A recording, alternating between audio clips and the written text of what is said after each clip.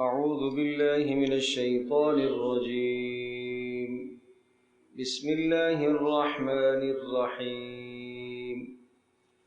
قل أوحي إلي أنه استمع نفر من الجن فقالوا إنا سمعنا قرآنا عجبا يهدي إلى الرشد فآمنا به ولن نشرك بربنا أحدا وأنه تعالى جد ربنا ما اتخذ صاحبة ولا ولدا وأنه كان يقول سفيهنا على الله شططا وأنا ظننا أن لن تقول الإنس والجن على الله كذبا وأنه كان رجال من الإنس يعوذون برجال من الجن فزادوهم رهقا وأنهم ظنوا كما ظننتم أن لن يبعث الله أحدا وأنا لمسنا السماء فوجدناها ملئت حرسا شديدا وشهبا وأنا كنا نقعد منها مقاعد للسمع فمن يستمع الآن يجد له شهابا رصدا وأنا لا ندري أشر أريد بمن في الأرض أم أراد بهم ربهم رشدا وأنا منا الصالحون ومنا دون ذلك كنا طرائق قددا وأنا ظننا أن لن نعجز الله في الأرض ولن نعجزه هربا وأنا لما سمعنا الهدى آمنا به فمن يؤمن بربه فلا يخاف بخسا ولا رهقا وأنا منا المسلمون ومنا القاسطون فمن أسلم فأولئك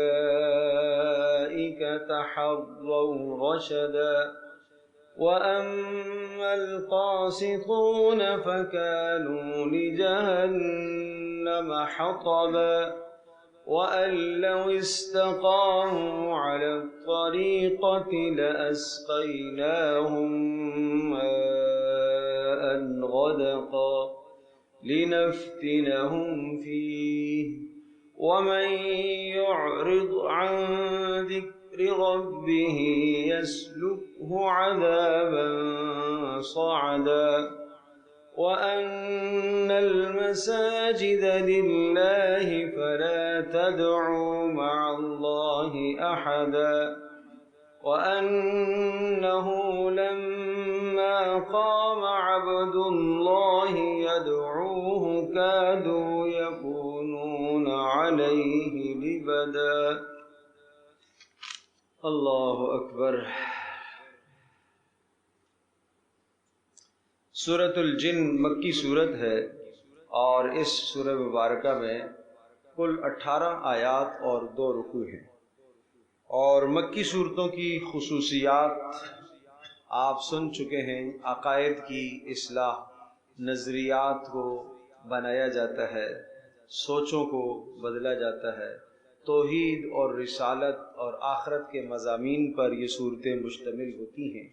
इस सूरह मुबारका के अंदर भी इसी तरह से توحید، رسالت اور آخرت کی باتیں ہیں، اور در حقیقت سورۃ الجن ایک جن کی تقریر ہے۔ یہ رسول اکرم صلی اللہ تعالی علیہ وسلم کے پاس جنوں کی ایک جماعت آئی، فجر کی نماز آپ علیہ الصلاۃ والسلام کے پاس پہنچے فجر کے وقت، اور آپ کا قرآن سنا تو قرآن سن کر بے حد متاثر ہوئے، اور وہ حقیقت میں پوری دنیا میں چکر لگا رہے تھے کہ کوئی ایسا واقعہ کیا پیش آیا ہے کہ ہم آسمانوں پر جاتے ہیں تو ہمیں ستاروں سے مار دیا جاتا ہے، دھتکار دیا جاتا ہے، کون سا ایسا نیا واقعہ پیش آیا ہے؟ تو اس واقعے کی تلاش میں نکلے۔ رسول اللہ صلی اللہ تعالی وسلم عکاظ بازار کی طرف تشریف لے جا رہے تھے، اور راستے میں آپ نے مکہ کے ساتھ ہی بالکل حرم کے قریب میں ہی جگہ ہے مسجد جن، آج بھی نشان موجود ہے، مسجد اسی نام سے ہے، تو وہاں پر رسول اللہ صلی اللہ تعالی علیہ وسلم نماز پڑھا رہے تھے۔ جنوں کی جماعت وہاں حاضر ہوئی، 6 جن تھے، اور انہوں نے آپ علیہ السلام کا کلام سنا، اور سننے کے بعد اسلام قبول کیا، اور پھر اپنی قوم کے پاس جا کر اسلام کی دعوت دی۔ اس کا کچھ اجمالی تذکرہ 26ویں پارے میں سورۃ الاحقاف میں بھی آ چکا تھا۔ یہاں اس جن کی تفصیلی تقریر کو ذکر کیا گیا کہ انسانوں تم تو اشرف المخلوقات ہو، تم سے جو کم تر مخلوق ہے جن، وہ اللہ کے کلام سے کس قدر متاثر ہوئے اور اللہ کے کلام پر ایمان لائے، اور محمد رسول اللہ صلی اللہ تعالی علیہ وسلم کو انہوں نے رسول تسلیم کیا۔ آخر تمہارے پاس کیا عذر ہے کہ تم محمد رسول اللہ کو رسول نہیں مان رہے ہو؟ اب اس سلسلے میں یہ جن کی ایک تقریر اللہ پاک نے ذکر فرمائی۔ اس جن نے جا کے اپنی قوم کے سامنے جو بات کی ہے، وہ بات اللہ کو اتنی پسند آئی کہ اللہ نے قرآن کریم میں اس کی اس پوری تقریر کو ذکر فرمایا۔ تو یہ جو پہلا رکوع ہے سورۃ الجن کا، یہ سب اس جن کی تقریر اور بیان ہے۔ قل، کہہ دیجئے، اے نبی آپ فرما دیجئے، اوحی الیہ، مجھے وحی ہوئی۔ اب یہ بات بالکل صاف صاف اس لیے پہلے سے کہلوا دی گئی، کوئی یہ نہ کہے کہ رسول اللہ صلی اللہ تعالی علیہ وسلم عالم الغیب ہیں، یا کوئی یہ نہ کہے کہ کوئی جن قبضے میں آپ نے کر لیے اور وہ سب کچھ باتیں آ کے بتاتے سناتے ہیں تاکہ شرک کے دروازے نہ کھلیں۔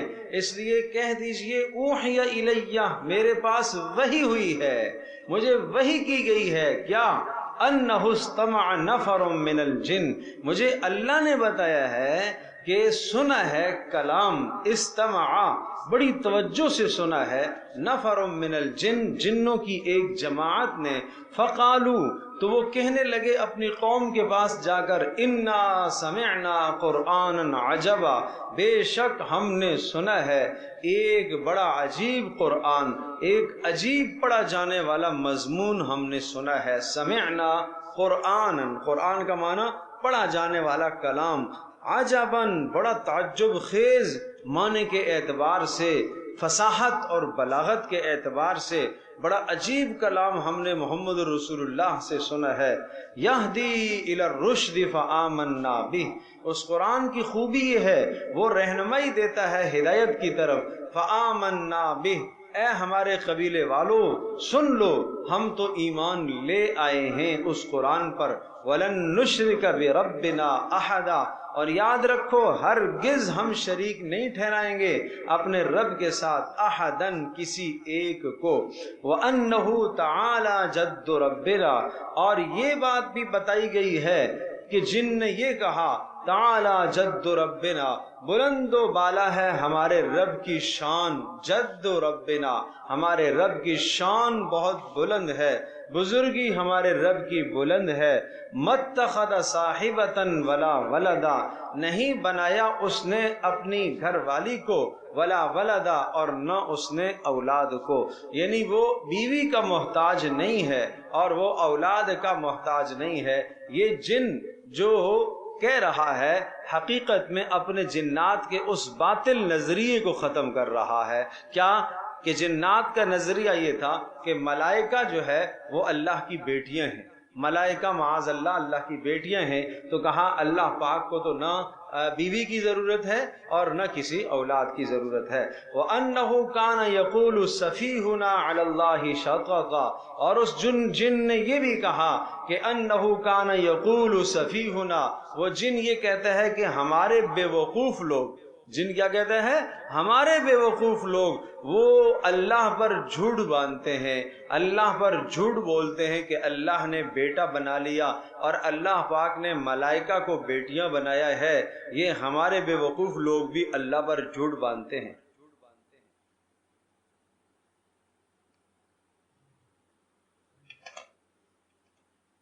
وَأَنَّا ظَنَنَّا أَن لَّن تَقُولَ الْإِنسُ وَالْجِنُّ عَلَى اللَّهِ كَذِبًا، اور ہم نے تو یہ خیال کر رکھا تھا، انا ظننا، ہم نے تو یہ خیال کر رکھا تھا، ان لن تقول الانس والجن، کہ ہرگز انسان اور جن، الن ہرگز، تقول نہیں بولیں گے، الانس انسان، والجن اور جن، علی اللہ اللہ پر، کذباً جھوٹ۔ ہم نے تو یقین کر رکھا تھا کہ انسان اور جنات اللہ پر جھوٹ نہیں بولیں گے، لیکن یہ تو جنات جھوٹ بولتے ہیں، یہ تو جنات جھوٹ بولتے ہیں، جنات جھوٹ بولتے ہیں۔ اور یہ آج کل کے لوگوں کے پاس اسی طرح سے آ کے جھوٹ بولتے ہیں، جھوٹی باتیں کہتے ہیں، اور پھر تم یقین کر لیتے ہو کہ جناب فلاں بابا نے کہا ہے اور فلاں نے کہا ہے، فلاں نے کہا ہے۔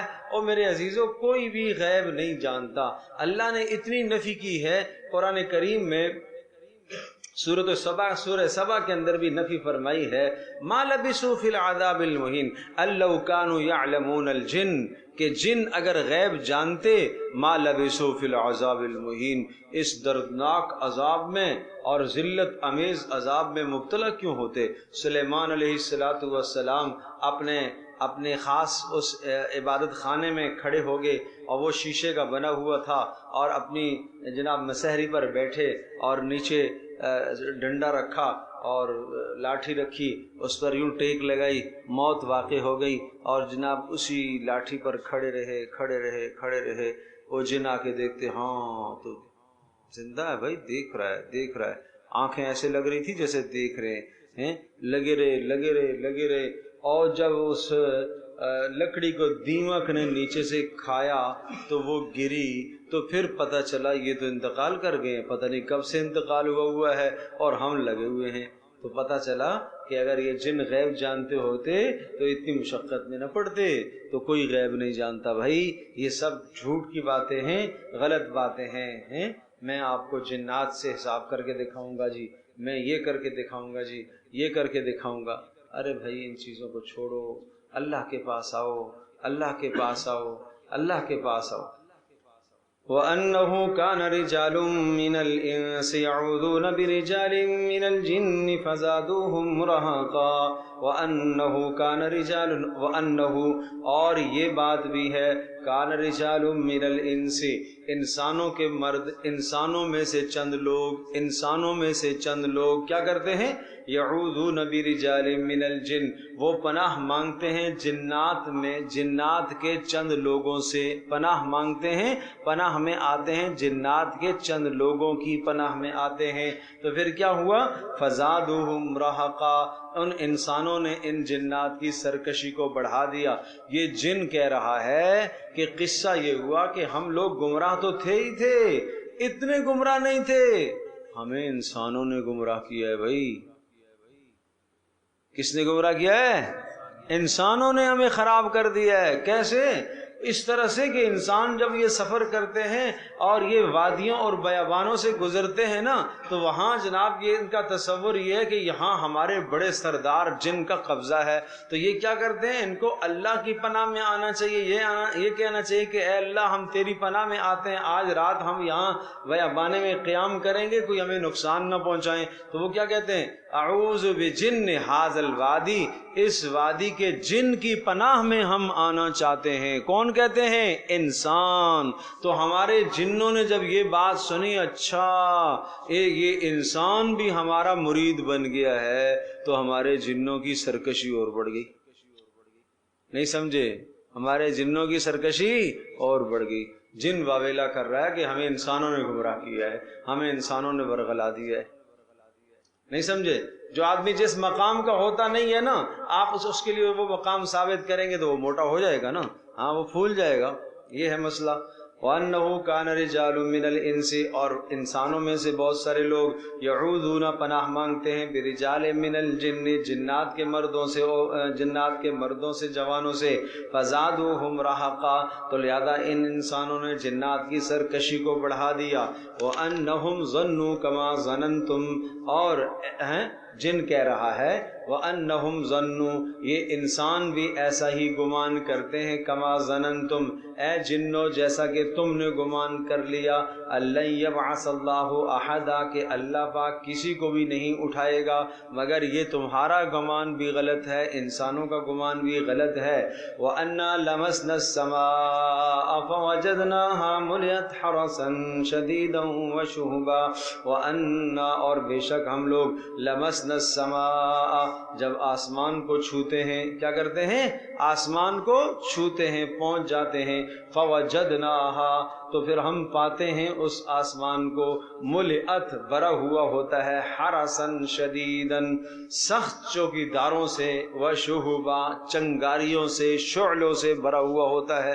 جہاں پر بھی ہم جاتے ہیں ہمیں شعلے پڑتے ہیں اور آگے پہرے دار کھڑے ہوتے ہیں. پہلے ہم جا کے فرشتوں کی بات اچک کے لے آتے تھے، اب نہیں ہو سکتا بھائی. اب اگر کوئی بات فرشتوں کی اچکتا بھی ہے نا، پیچھے اس کے شعلہ پڑ جاتا ہے اور اس کو جلا کر راکھ کر دیتا ہے. یہ رات کے مناظر نظر آتے رہتے ہیں کبھی کبھی. اچھا ان کو پتہ ہے کہ اوپر جائیں گے یہ پڑے گا، لیکن انسان تو انسان ہے نا. جیسے انسان ہے، اس کو پتہ ہے یہ چیز نقصان دہ ہے، پھر بھی وہ کھاتا ہے. بات سمجھے بھائی؟ پھر بھی وہ کھاتا ہے اور پیتا ہے. الانسان حریص علی ما منع، پتہ ہے یہ نشاور چیز ہے، یہ میری جان تباہ کر دے گی، پھر بھی اس کو لت لگی ہوئی ہے. اسی طرح سے جنوں کو بھی لت لگی ہوئی ہے آسمان میں جانے کی، مزے اڑانے کی، کہ وہاں سے خبریں اچک کے لے آئیں گے اور آ کے کاہنوں، نجومیوں کو، پنڈتوں کو بتائیں گے، اور جناب وہ پیسے بٹوریں گے اور ہماری بھی واہ واہ ہوگی. یہ ہے مسئلہ.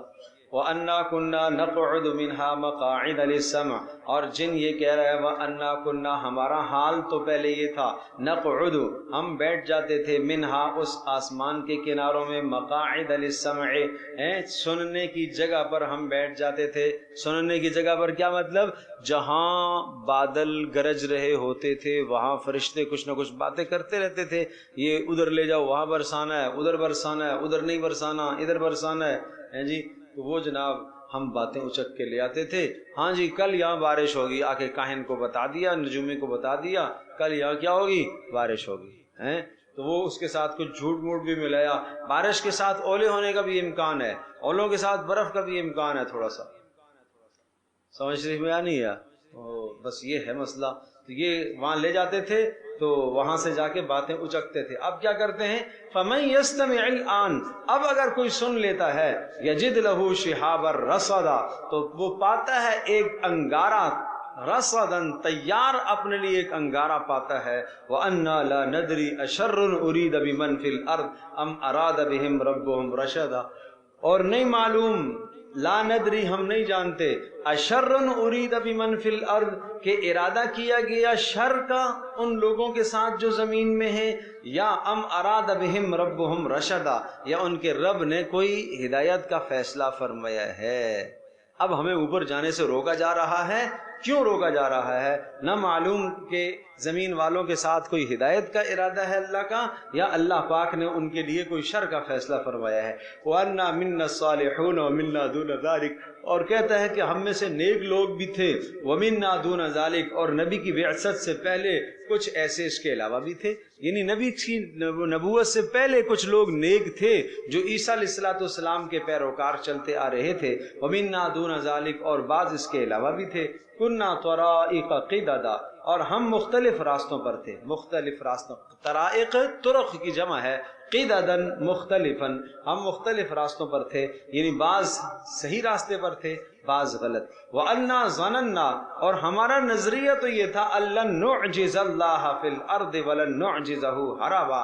ہمارا یہ نظریہ تھا، یقین تھا أَلَّن نُعْجِزَ اللَّهَ ہرگز ہم عاجز نہیں کر سکیں گے زمین کے اندر اللہ کو، وَلَن نُعْجِزَهُ هَرَبًا اور نہ اس زمین سے بھاگ کر کہیں اور اللہ کو ہرا سکتے ہیں. جہاں پر بھی جائیں گے اللہ تو اللہ ہے. یہ جن کہہ رہا ہے کہ ہمارا یہ تو یہ خیال تھا، یہ خیال یہ ہمارا نظریہ ہے کہ جناب ہم اللہ کو ہرا نہیں سکتے. وَأَنَّا لَمَّا سَمِعْنَا الْهُدَىٰ آمَنَّا بِهِ اور جب ہم نے ہدایت کی بات سنی ہے، عکاظ سے واپسی پر آپ علیہ السلام کا کلام سنا، فَمَن يُؤْمِن تو ہم ایمان لے آئے ہیں، آمنا بھی ہم ایمان لے آئے. فَمَن يُؤْمِن بِرَبِّهِ جو اپنے رب پر ایمان رکھے گا، فَلَا يَخَافُ بَخْسًا وَلَا رَهَقًا وہ نہیں جناب خوف کھائے گا، بخسن کسی قسم کی کمی کا، اور ولا رحقن اور نہ کسی زیادتی کا کہ گناہ میں زیادتی لکھ دی گئی ہے یا کوئی نیکی کم کر دی گئی ہے، ایسا نہیں ہے. وَأَنَّا مِنَّا الْمُسْلِمُونَ وَمِنَّا الْقَاسِطُونَ اب رسول اللہ صلی اللہ علیہ وسلم کی بعثت اور نبوت کے بعد کیا ہوا؟ مِنَّا الْمُسْلِمُونَ بعض ایسے ہیں جو ہم میں سے مسلمان ہو گئے، وَمِنَّا الْقَاسِطُونَ اور بعض ایسے ہیں کہ جو ظالم ہی رہے. قاسط کا معنی کیا ہے؟ بولو، ظالم، مشرک، ظالم ہی رہے. فمن اسلم پس جس نے اسلام لے آیا، فاولئک تحروا رشدا تو ایسوں نے ارادہ کر دیا ہے ہدایت کا. فاولئک تحروا ارادہ کرنا، رشدا ہدایت کا راستہ ارادہ کر لیا. واما القاسطون اور وہ لوگ جو ظالم ہیں، قاسط ظالم، جو ظالم ہے، فکانوا لجہنم حطبا وہ جہنم کا ایندھن بنیں گے. وَأَن لَّوِ اسْتَقَامُوا عَلَى الطَّرِيقَةِ اور اے مکہ والو، أَن لَّوِ اسْتَقَامُوا عَلَى الطَّرِيقَةِ اب یہ بات وہ ختم ہو گئی، بیچ میں دو جملے الگ آئے جو مکہ والوں سے خطاب ہے جن کی تقریر کے علاوہ. کیسے؟ ہاں، وَأَن لَّوِ اسْتَقَامُوا اور اگر تم قائم رہو گے نا دین پر، تو عَلَى الطَّرِيقَةِ دین پر، لَأَسْقَيْنَاهُمْ مَاءً غَدَقًا ہم تمہیں برسائیں گے برسنے والا بادل، لِنَفْتِنَهُمْ فِيهِ اور ہم تاکہ آزمائیں کہ کون ہمارے حکم کو مانتا ہے. وَمَن يُعْرِضْ عَن ذِكْرِ رَبِّهِ اور جو اپنے رب کی نصیحت سے اعراض کرے گا، يَسْلُكْهُ عَذَابًا صَعَدًا وہ چڑھے گا، يَسْلُكْهُ عَذَابًا صَعَدًا وہ بڑھنے والے عذاب میں ڈالا جائے گا، يَسْلُكْهُ ڈالا جائے گا بڑھنے والے عذاب پر. وَأَنَّ الْمَسَاجِدَ لِلَّهِ واپس آ گئی اسی جن کی بات، اور یہ مضمون بھی جن نے کہا کہ مساجد اللہ کے لیے ہیں. فَلَا تَدْعُوا مَعَ اللَّهِ أَحَدًا لہذا اللہ کے سوا کسی اور کو مساجد میں نہ پکارا جائے.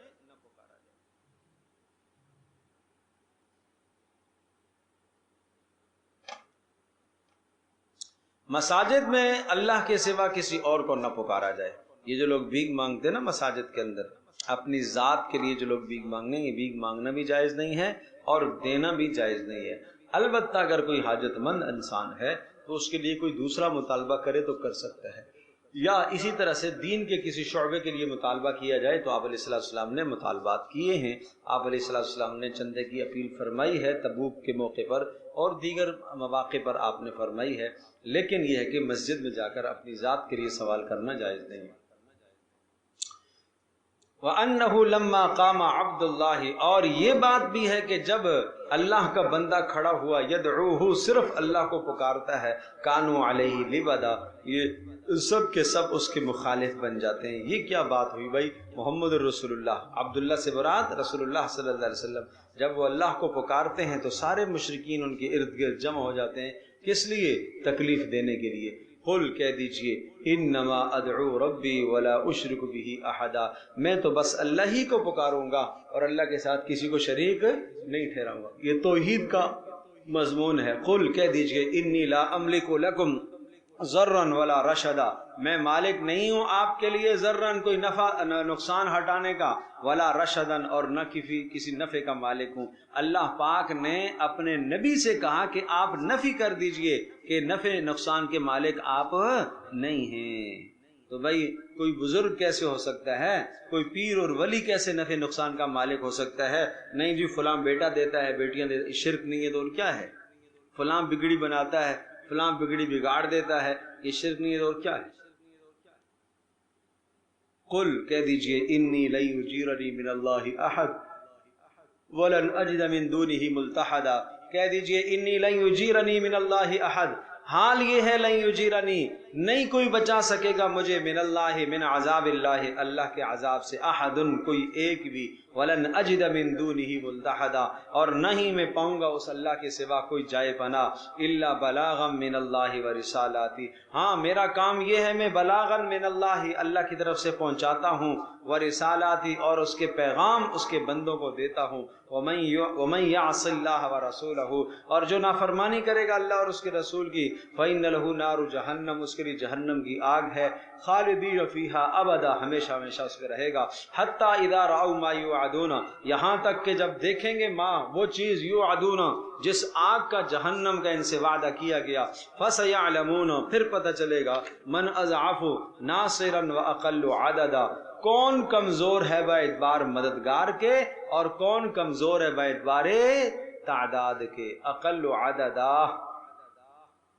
قل ان ادری اقریب ما توعدون ام یجعل له ربی امدا، قل کہہ دیجئے ان اگر کے معنی میں نہیں ہے، نہیں کے معنی میں ہے، نہیں جانتا میں، ان ادری میں نہیں جانتا، اقریب ما توعدون کہ جس چیز کا عذاب کا تم سے وعدہ کیا گیا ہے وہ قریب ہے، ام یجعل له ربی امدا، یا میرے رب نے اس کے لیے کوئی مدت مقرر کی ہوئی ہے، عذاب کا مجھے بھی نہیں پتا، عالم الغیب، میرا رب ہی غیب کو جاننے والا ہے، فلا یظہر علی غیبہ احدا، وہ اپنے غیب پر کسی کو مطلع نہیں کرتا، الا من ارتضی من رسول، ہاں جو اس نے رسول کو منتخب کر لیا ہو، الا من ارتضی، مگر اس نے منتخب کر لیا ہو کسی رسول کو تو اس کو کوئی غیب کی بات بتا دیتا ہے، فإنہ یسلک من بین یدیہ ومن خلفہ رصدا، تو چلتے ہیں اس کے آگے بھی اور اس کے پیچھے بھی، رصداً پہرے دار، فرشتے آتے ہیں، رسول اللہ صلی اللہ علیہ وسلم پر جب وحی آتی ہے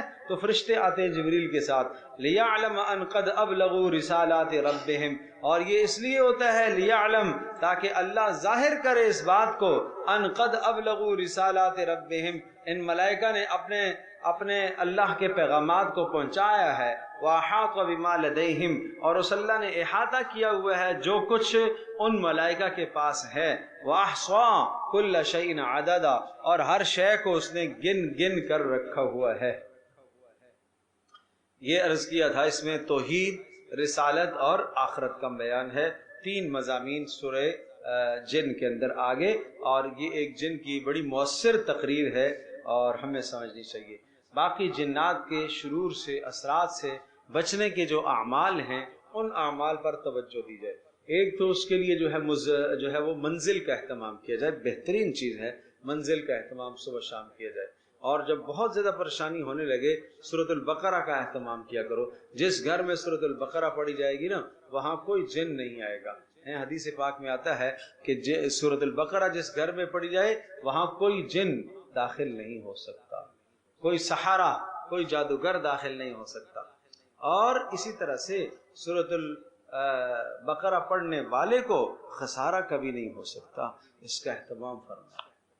جہاں آپ کو کھٹکا لگا کہ گھر میں کوئی چیز ہے، آواز آ رہی ہے، یہ ہو رہا ہے وہ ہو رہا ہے، سورۃ البقرہ پڑھو، سب بھاگ جائے گا، یقین سے پڑھو، سب نکل جائیں گے۔ بات سمجھے بھائی؟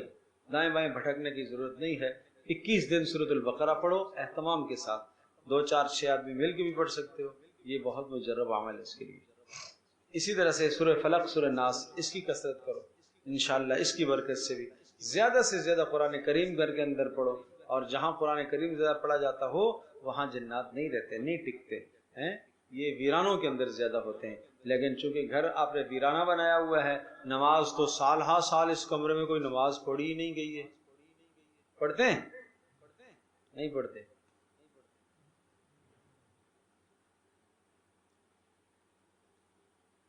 گھر اور سنت نبوی، اس دن میں نے ایک بنایا ہے، ایک پرچہ میں نے بنایا ہے، اور میرا خیال تھا کہ اس پر میں کورس کرواؤں گا، تو وہ گھر اور سنت نبوی کیا ہے وہ میں آپ کو سناتا ہوں۔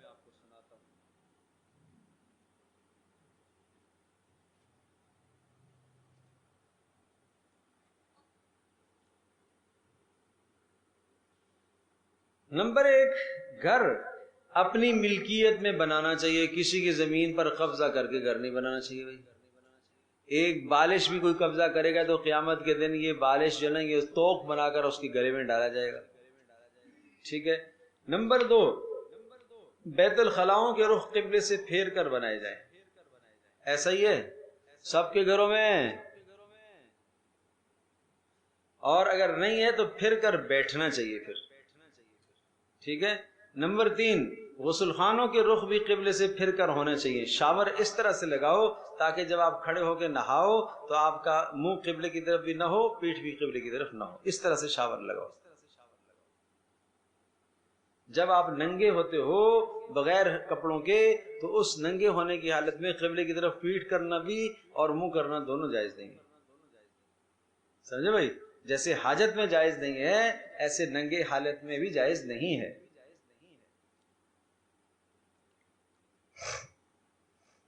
روشن دان اور کھڑکی رکھتے وقت یہ نیت کرو کہ اذان کی آواز آئے گی، اس لیے رکھا ہے روشن دان، ہوا تو آتی رہے گی ویسے بھی۔ اب جب تک یہ روشن دان قائم ہے ثواب کس کا ملے گا؟ اذان آنے کا ثواب ملتا رہے گا۔ ہوا تو آئے گی نا، کہ اذان کہے گی کہ نہیں جی بھائی یہاں سے ہوا نہیں جائے گی، یہاں سے میری آواز ہی جائے گی، ایسا تھوڑی ہے۔ ایک بڑی اہم بات ہے، بڑی اہم بات ہے، کوتاہی ہے ہمارے یہاں آج، گھر میں مسجد نہیں ہے، گھر میں وضو خانہ نہیں ہے، گھر میں وضو خانہ بیت الخلاؤں سے باہر ہونا چاہیے، اس لیے کہ وضو کی جو دعائیں ہیں بسم اللہ پڑھ کر ہم وضو کا آغاز کریں گے، درمیان میں اللہم اغفر لی ذنبی وسع لی فی داری وبارک لی فی رزقی پڑھیں گے، اور آخر میں بھی ہم دعا پڑھیں گے۔ یہ دعائیں کہاں پڑھی جا سکتی ہیں؟ یہ بیت الخلاء کے اندر تو نہیں پڑھی جا سکتی۔ خرچہ بچانے کے لیے جناب اندر ہی ہم نے کر دیا، ٹھیک ہے، اس کے 2 پارٹ کر دو، ایک حصہ واش روم کا ہو، ایک الگ بیسن لگا ہوا ہو جہاں بیٹھ کر وضو آدمی کرے، بیٹھ کر وضو کرنے کی جگہ گھر میں بنائیے، یہ اسلامی گھر ہے، ٹھیک ہے نا۔ ڈرائنگ روم بھی ہے، سارے روم ہیں، لیکن نماز روم نہیں ہے ہمارے گھر میں۔ ایک صحابی ہے اللہ کے رسول آپ میرے ساتھ کل تشریف لے آئیں تو میں گھر کے اندر ایسا ہے ایک جگہ پر آپ نماز پڑھیں اور اس جگہ کو میں گھر کی مسجد بناؤں گا۔ کیا بناؤں گا؟ گھر کی مسجد۔ اس زمانے میں گھر ہماری طرح کوئی 500 600 1000 گز کے گھر تو نہیں تھے، چھوٹے چھوٹے گھر ہوتے تھے۔ آپ علیہ السلام اگلے دن تشریف لائے اور پوچھا ہاں بھائی کہاں پڑھنی ہے نماز؟ انہوں نے گھر کا ایک کنارہ بتایا یہاں پڑھنی ہے، آپ وہیں کھڑے ہو گئے، آپ نے نماز پڑھی، 2 نفل ادا کیے اور پھر اس صحابی نے اس جگہ کو گھر کی مسجد بنا دیا۔ تو گھر میں ایک حصہ یا ایک کمرہ آپ کا ایسا لازمی ہونا چاہیے جو گھر کی مسجد ہو، جس میں خواتین نماز پڑھیں، آپ نوافل ادا کریں، آپ بیٹھ کے تلاوت کریں، اس کو پاکی اور طہارت کا اہتمام کریں۔ یہ گھر میں ایک کمرہ کم از کم اسی مقصد کے لیے مختص کر لیں۔ یہ مطلب نہیں ہے کہ وہ مختص کر لیا اب اس گھر میں کچھ اور نہیں ہو سکتا، نہیں ہو سکتا، رات کو سو بھی سکتے، لیکن آپ نے نام اس کو دیا ہوا ہے مسجد کا۔ یہ مسلمان گھرانے کی شناخت، سمجھے نا؟ ہندو مندر بناتے ہیں اپنے گھر کے اندر، ہاں وہ اپنے عبادت کی جگہ گھر کے اندر الگ سے رکھتے ہیں۔ یہ مسلمانوں کو کرنا چاہیے۔ گھر اعتدال سے بنایا جائے، گھر اتنے اونچے اور مزین اتنے اونچے نہ کریں کہ دوسروں کی ہوا رک جائے، یہ ٹھیک نہیں۔ دوسروں کی ہوا رک جائے یہ صحیح نہیں ہے، اتنا اونچا نہ لے جائیں، ٹھیک ہے۔ اور گھر جو جہاں آپ رہ رہے ہیں نا، آپ کا گھر اسی اسٹیٹس کے اندر ہونا چاہیے۔ آپ باہر تشریف لے گئے، ایک شخص کے گھر کے پاس سے آپ کا گزر ہوا، دیکھا اس کا گھر خوش نما تھا، قبے والا گھر بنا ہوا تھا، بڑا خوبصورت عالیشان گھر تھا، پوچھا کس کا ہے کہ فلاں کا ہے، آپ نے تھوڑا سا ناراضگی کا اظہار فرمایا، اور جب وہ صاحب آپ کے پاس آئے سلام کیا تو آپ نے جواب تو دیا لیکن نظریں آپ نے پھیر لی۔ اس صاحب نے پوچھا کیا ہوا، کوئی بات ہوئی؟ کہا بھائی آپ کا گھر دیکھا تھا تو اس پر کچھ ناگواری کا اظہار فرمایا۔ وہ گئے جا کے گھر گرا کر آگے کہ اللہ کے نبی کو جو گھر پسند نہیں ہے وہ میں کیوں رکھوں گا؟ تو کیوں آپ نے منع کیا، کیوں ناپسندیدگی کا اظہار فرمایا؟ اس لیے کہ اسٹیٹس اونچا کر لیا اس نے۔ ارے بات سمجھے نہیں سمجھے؟ ہم تو کہتے ہیں کہ پتہ چلے نا تاکہ میرا گھر ہے، اور اوپر بھی لائٹنگ، دائیں بھی بائیں بھی، اور سارے جناب باہر لون کے اندر بھی لائٹنگ، باہر گیٹ کے پاس بھی لائٹنگ۔ یہ کیا چیزیں ہیں بھائی اللہ کے بندو؟ کیوں اتنا اسراف کرتے ہو؟ اسلام تو ان چیزوں سے ہمیں روکتا ہے۔ تو یہ آداب ہیں گھر بنانے کے۔ لوگ پوچھتے ہیں کہ وہ سب گھر بنا رہا ہوں تو اب کیا کروں؟ بناتے وقت نہیں پوچھتے میں غلط کہہ گیا ہوں، جب بسنے کی باری آتی ہے نا تو پھر پوچھتے ہیں کہ اب کیا کرنا ہے، اس لیے کہ اب جنوں سے ڈر لگتا ہے نا کہ کہیں کوئی جن نہ آ گیا ہو۔ اب بکرا وہ لال والا بکرا ذبح کرنا ہے اور اس کا خون گرانا ہے، اور نہیں بھائی سب بدعتیں ہیں۔ اول تو تمہیں بناتے وقت پوچھنا چاہیے تھا، اس وقت تو پوچھا نہیں ہے۔ سمجھتے ہیں کہ گھر بنانے میں بھی کوئی سنت ہوگی؟ ارے اللہ کے نبی صلی اللہ علیہ وسلم کی زندگی ہر جگہ پر ہمارے لیے رہنما ہے بھائی۔ چلو، یا ایھا المزمل قم اللیل الا قلیلا، اس سورہ مبارکہ کا بڑا عجیب عنوان ہے، اور اس کا موضوع اور عنوان قیام اللیل اور تلاوت قرآن۔ بس قیام اللیل اور تلاوت قرآن، یہ خاص طور پر دین کا کام کرنے والوں کے لیے بہت مؤثر ہتھیار ہے۔ قیام اللیل بہت مؤثر ذریعہ ہے، قرآن کریم کی تلاوت اور قیام اللیل بہت مؤثر ہتھیار ہے۔ کس کے لیے؟ دین کا کام کرنے والوں کے لیے، علماء کے لیے، مشائخ کے لیے، اور جو لوگ دین کی محنت کر رہے ہیں ان سب کے لیے۔ اور یہ آیت مبارکہ نازل اس وقت ہوئی جب رسول اکرم صلی اللہ تعالی علیہ وسلم کے متعلق مشرکین نے آپس میں طے کیا کہ اس شخص کو کیا کہا جائے، کہ اس کو مجنون کہہ دیا جائے، ٹھیک ہے۔ لوگوں نے کہا نہیں یار مجنون تو نہیں کہہ سکتے، اس لیے کہ بڑا اچھا کلام کرتا ہے۔ پھر کیا کہا جائے؟ جادوگر کہا جائے، اس لیے کہ دو آدمیوں کے درمیان میں اس نے جدائی ڈال دی ہے، جادوگر صحیح ہے۔ کچھ نے کہا کاہن کہا جائے، کچھ نے کہا نجومی کہا جائے، کچھ نے کہا مجنون کہا جائے۔ تو مختلف رائے قائم ہوئی۔ آپ علیہ الصلوۃ والسلام نے یہ باتیں سنی تو آپ کو صدمہ ہوا، آپ چادر لے کے لپیٹ کے سو گئے، اور اس لیے کہ جب دل پریشان ہوتا تھا نا تو آپ چادر لے لیتے، تو چادر لے لی، اس پر پھر یہ آیات نازل ہوئی، یا ایھا المزمل، اے چادر لپیٹنے والے۔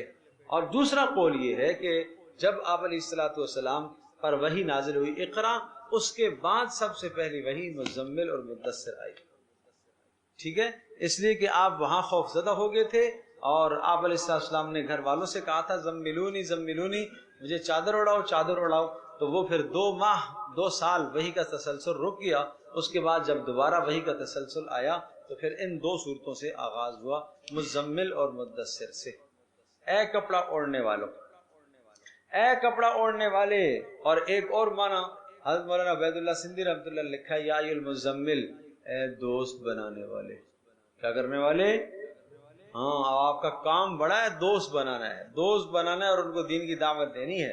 قم اللیل الا قلیلا، کھڑے ہو جائیے رات کو، الا قلیلا، مگر تھوڑی سی دیر آرام کر لیجئے، نصفہ او انقص منہ قلیلا، آدھی رات آپ قیام کر لیا کریں، اب انقص منہ قلیلا، یا آدھی سے تھوڑا سا کم کر کے قیام کر لیا کریں، اور وہ ہے تہائی رات، او زد علیہ، یا اور تھوڑا سا زیادہ کر لیں، مطلب یہ ہے کہ چوتھائی حصہ کر لیں، ورتل القرآن ترتیلا، اور اس رات کے قیام میں ٹھہر کے قرآن کریم کی تلاوت کریں۔ انا سنلقی علیک قولا ثقیلا، اب ہم ڈالنے والے ہیں آپ کے اوپر ایک قول ثقیل، ایک بھاری مضمون ہوگا، تو کہیں ایسا نہ ہو کہ آپ اسے برداشت نہ کر سکیں، تو اس کے لیے ضروری ہے کہ آپ قیام اللیل کریں۔ ان ناشئۃ اللیل اشد وطئا، اس لیے کہ قیام اللیل ہی اشد وطئا، یہ اس نفس کو کچل دینے والا ہے۔ نفس کو کیا کرتا ہے؟ کچل دینے والا ہے۔ تو ظاہر سی بات ہے کہ نفس کو کچل دینے والا ہے، اور یہ مقصود اور مطلوب ہے کہ نفس کچلا جائے۔ وہ اقوم قیلا، اور اس سے بات بھی سیدھی نکلتی ہے، یعنی آپ کی بات مؤثر ہوگی۔ قیام اللیل کے 2 فائدے، ایک نفس پر زور اور چوٹ پڑتی ہے، اور دوسرا آپ کی بات کیا ہوتی ہے؟ مؤثر ہوتی ہے۔ یہ قیام اللیل کے فائدے ہیں۔ اس لیے کہا کہ آپ یہ کام آپ نے کرنا ہے کب؟ راتوں کو۔ کیوں؟ ان لک فی النہار سبحا طویلا، اس لیے کہ سارا دن آپ کو تیرنا ہے۔ ان لک فی النہار سبحا طویلا، سبحا مانا تیرنا، طویلا لمبا تیرنا ہے۔ تیرنے سے مراد تبلیغ کے اندر ہے، سارا دن آپ کا کام یہی ہے، تو اس کے لیے رات کو کیا کر لیں؟ قیام کر لیں۔ وَاذْكُرِ اسْمَ رَبِّكَ وَتَوَكَّلْ إِلَيْهِ تَبْتِيلًا، اور اپنے رب کے نام کو یاد کر، وَتَوَكَّلْ إِلَيْهِ تَبْتِيلًا، اور سب سے کٹ کر اسی ہی کو یاد کر، اسی ہی کی طرف خالص ہو جا۔ رب المشرق والمغرب، جو مشرق اور مغرب کا رب ہے، لا الہ الا ہو، اس کے سوا کوئی عبادت کے لائق نہیں ہے، فاتخذہ وکیلا، اسی کو اپنا کام بنانے والا سمجھ، واصبر علی ما یقولون، اور صبر کرتا رہے، ما یقولون، جو باتیں یہ کہتے ہیں وہ سہتا رہے، برداشت کرتا رہے۔ یہ طریقہ بتایا ہے، لوگوں کی باتوں کو سہنے کا طریقہ بتایا ہے۔ وَاهْجُرْهُمْ هَجْرًا جَمِيلًا، اور ان کو چھوڑ دیجئے اچھی طرح سے چھوڑنا۔ کیا مطلب؟ کوئی انتقام آپ ان سے نہ لیجئے۔ یہ 10 آیات نازل ہوئی تھی ایک ہی مرتبہ میں۔ کتنی آیات؟ 10 آیات۔ آگے پھر دوسرا مضمون آیا ہے، وَذَرْنِي وَالْمُكَذِّبِينَ أُولِي النَّعْمَةِ وَمَهِّلْهُمْ قَلِيلًا، مجھے چھوڑ دیجئے، وَالْمُكَذِّبِينَ، اور جھٹلانے والوں کو، أُولِي النِّعْمَةِ، نعمتی، وہ لوگ جو نعمتوں والے ہیں ان کو چھوڑ دیجئے، اور مجھے وَمَهِّلْهُمْ قَلِيلًا، اور تھوڑی سی ان کو مہلت دے دو۔ معنی یہ تھا کہ میں خود ان سے نمٹوں گا، ان مکذبین سے، جھٹلانے والوں سے میں خود نمٹوں گا، آپ مجھے اور ان کو تھوڑا سا چھوڑ دیں۔ مطلب یہ جیسے آپ کسی کو کہتے ہیں بس آپ بیچ میں سے ہٹ جائیں، آپ نے اپنا کام پورا کر لیا، اب میں جانوں اور وہ جانے۔ تو اسی طرح سے اللہ پاک نے کہا کہ آپ نے اپنا کام پورا کر دیا ہے، اب میں جانوں یہ جانے، آپ مجھے اور ان کو چھوڑ دیں۔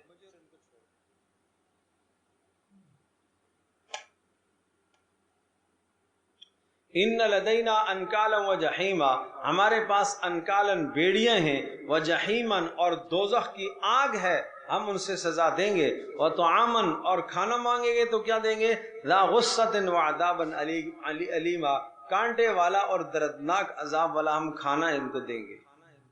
سمجھو بھائی، کھانے کے لیے یہ چیز ملی جائے گی۔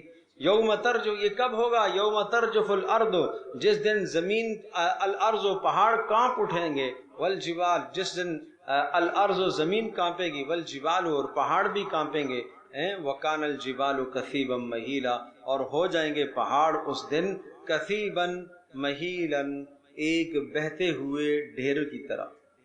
کثیب ڈھیر، ٹیلا، اور مہیلن بہنے والا، بہنے والا، بہنے والے ٹیلے کی طرح ہو جائیں گے۔ جس طرح سے ٹیلے بہتے ہیں اس طرح سے یہ آسمان بہہ جائیں گے، سارے کے سارے زمینیں اور پہاڑ بہہ جائیں گے۔ انا ارسلنا الیکم رسولا، بے شک ہم نے آپ کو رسول بنا کر بھیجا ہے، شاہدن علیکم، اور آپ کو ان پر رسول بنا کر بھیجا، کما ارسلنا الی فرعون رسولا، جیسا کہ ہم نے فرعون کی طرف ایک رسول بھیجا۔ کون رسول ہے وہ؟ فَعَصَىٰ فِرْعَوْنُ الرَّسُولَ، تو اس فرعون نے نافرمانی کی رسول کی، فَأَخَذْنَاهُ أَخْذًا وَبِيلًا، فَأَخَذْنَاهُ، تو ہم نے اس کو پکڑا ہے، أَخْذًا سخت پکڑنا، وَبِيلًا سخت، اور أَخْذًا کا معنی تاکید ہے، ہم نے اس کو پکڑا ہے سخت پکڑنا، سخت پکڑ پکڑی ہے۔ فَكَيْفَ تَتَّقُونَ، قیامت کو بیان کیا جا رہا ہے، فَكَيْفَ تَتَّقُونَ، کیا انجام ہوگا، ان فَكَيْفَ تَتَّقُونَ ان کفرتم، کیسے تم بچو گے، کیسے تم بچو گے، ٹھیک ہے، کس سے؟ نہیں، یومن، اس دن سے تم کیسے بچو گے، ان کفرتم، اگر تم نے کفر کیا تو تم اس دن سے کیسے بچو گے، یجعل الولدان شیبا، ایسا ہولناک دن ہوگا کہ جو بنا دے گا بچوں کو بوڑھا، یجعل الولدان شیبا، بچوں کو کیا کر دے گا،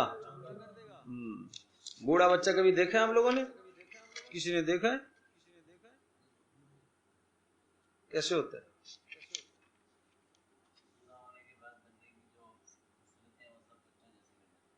نہیں، ایسا بھی ہو جاتا ہے، بیماریاں ایسی بھی ہیں کہ جناب عمر تو ہے چھوٹی لیکن چہرے پر جھریاں پڑ جاتی ہیں، دیکھنے میں ایسا لگتا ہے جیسے بوڑھا ہے۔ تو وہاں کی شدت اور ہولناکی ایسی ہوگی کہ جوان ایک دم سے بوڑھے ہو جائیں گے۔ جیسے کسی پر دنیا میں مصیبت آتی ہے تو اس کے بال سفید ہو گئے، جی آپ نے جناب 6 مہینوں کے بعد، سال کے بعد دیکھا کیا ہوا، بوڑھے ہو گئے، بس یار بڑی مصیبتوں میں تھا تو بس یہ ہو گیا تو وہ ہو گیا، پریشانیوں میں تھا، تو وہ کیا ہے، بوڑھا ہو جاتا ہے۔ اسی طرح سے وہاں ایک دن کی پریشانی میں جوان بوڑھا ہو جائے گا، شیبان یوم یجعل الولدان شیبا، ولدان، ولدان منا بچوں کو بوڑھا کر دے گا، بچوں کی شکل بوڑھوں جیسی ہو جائے گی۔ اللہ اکبر، السماء منفطر بھی، آسمان پھٹے گا، کان وعدہ مفعولا، یہ اللہ کا وعدہ ہو کر رہے گا۔ ان ربک ان ہذہ تذکرہ، بے شک یہ نصیحت ہے، فمن شاء اتخذ الی ربہ سبیلا، جو چاہے اپنے رب کے پاس ٹھکانہ پکڑ لے۔ ان ربک یعلم انک تقوم ادنی، اب تھوڑی سی تخفیف اور نرمی آئی ہے۔ پیچھے کہا تھا کہ قیام اللیل کرنا ہے، کتنا کرنا ہے؟ آدھی رات کو کر لو، یا اس سے کچھ کم کر لو، یا اس سے کچھ زیادہ کر لو، یعنی 1/3 کر لو یا 1/4 رات کا قیام کر لو، یہ تو پیچھے بات آ گئی۔ اب کہا کہ اللہ جانتا ہے کہ 1/3 کرنا اور 1/4 کرنا تمہارے لیے مشکل ہے، اور ساری رات کھڑے ہونا تمہارے لیے کیا ہے؟ مشکل ہے، آدھی رات کھڑا ہونا تمہارے لیے مشکل ہے۔ ان ربک یعلم، اللہ جانتا ہے، انک تقوم ادنا، کہ آپ جو ہے وہ کھڑے ہوں گے نماز میں، ادنا کبھی بہت کم وقت، من ثلثی اللیل، یعنی رات کے 2 ثلث سے بھی کم، ونصفہ، اور اس کے نصف سے بھی کم، وثلثہ، اور 1 ثلث سے بھی کیا کم ہے۔ ثلث سمجھتے ہیں نا، چھٹا حصہ، یا خدایا اب عربی بھی سمجھانی پڑے گی۔ ثلث، سدس، سدس ہوتا ہے چھٹا حصہ، اور ثلث ہوتا ہے تیسرا حصہ، ثلاثہ سے ہے نا، نہیں سمجھ میں؟ تو اگر 12 گھنٹے کی رات ہے تو اس 12 گھنٹے کی رات کا نصف کیا ہوگا؟ 6 گھنٹے ہو گئے۔ نصف کتنا ہوگا؟ 6 گھنٹے، ٹھیک ہے۔ اور چوتھائی کتنا ہوگا؟ 3 گھنٹے، اور تہائی کتنا ہوگا؟ 4 گھنٹے۔ تہائی کا معنی کیا ہے؟ تیسرا حصہ، نہیں سمجھے؟ تو 4 4 8 اور 4 12، یہ ہے مسئلہ۔ تو کم از کم آدمی کو چوتھائی حصہ کھڑا ہونا چاہیے، اور چوتھائی کتنا بن رہا ہے؟ چوتھائی بھائی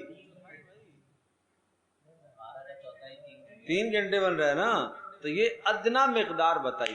پھر آگے فرمایا کہ اگر تم چوتھائی بھی نہیں کھڑے ہو سکتے ہو تو کچھ نہ کچھ تو کھڑے ہو جاؤ، کچھ نہ کچھ تو کر لو رات کو۔ لیکن یہاں جوان کو ٹائم کام ملتا ہے رات کو، چھٹی والا دن ہے تو اس نے آج جانا ہے کھانا کھانے کے لیے جانا ہے، اس نے آج گراؤنڈ میں میچ بھی آج ہی کرنا ہے، اس نے سارے کام آج ہی رات کو کر رہے ہیں۔ بھائی یہ میچ جیتے گا تو پھر جناب فلسطین کو آزادی ہوگی نا، اس کے بغیر کیسے ہوگی؟ یہ قوم ہے ہماری حال کا، ہماری قوم کا تو یہ حال ہے۔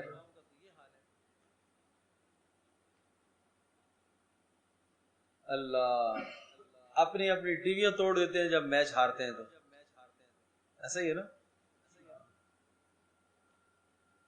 تو پکی پکی جان چھوڑ دو، کیا ضرورت ہے؟ کیا ملے گا تمہیں اس کے پیچھے پڑ کے؟ پاکستان انڈیا کا میچ ہے، بھائی پاکستان انڈیا کی جنگ تو نہیں لگی ہوئی ہے، وقت کا ضیاع ہے، وقت کا ضیاع ہے، بالکل وقت کا ضیاع ہے۔ اللہ اکبر۔ اس دن ہم نے کل جمعے کو ہم نے نشست رکھی رات دوستوں کی، جناب 11 بجے نشست رکھی ہے، 11 سے لے کر 1 بجے تک نشست چلی۔ لوگوں نے مجھ سے پوچھا یہ رات اتنی دیر سے کیوں؟ ارے بھائی میں نے کہا یہ رات ان لوگوں کے لیے جو رات باہر گزارتے ہیں، یہ ان کے لیے ہم نے رکھی ہے، جو نکلتے ہی ہیں بیچارے 11 بجے، سمجھے بھائی؟ تو آئے ہیں کچھ نہ کچھ تو آئے ہیں بیچارے، لیکن جب وہیں سے پھر میں واپس گھر کی طرف پلٹا تو آگے ڈھیر کے ڈھیر تھے، کوئی روڈ اوور میچ لگا ہوا ہے، کوئی ہر جگہ جناب چوک میں کھڑے ہیں، کوئی کہاں باتیں کر رہے ہیں، گپ شپ لگی ہوئی ہے ساری، فکر نہیں کرتی نا، مائیں بہنیں بھی فکر نہیں کرتی اپنے بچوں کی، تو یہی حالت ہے۔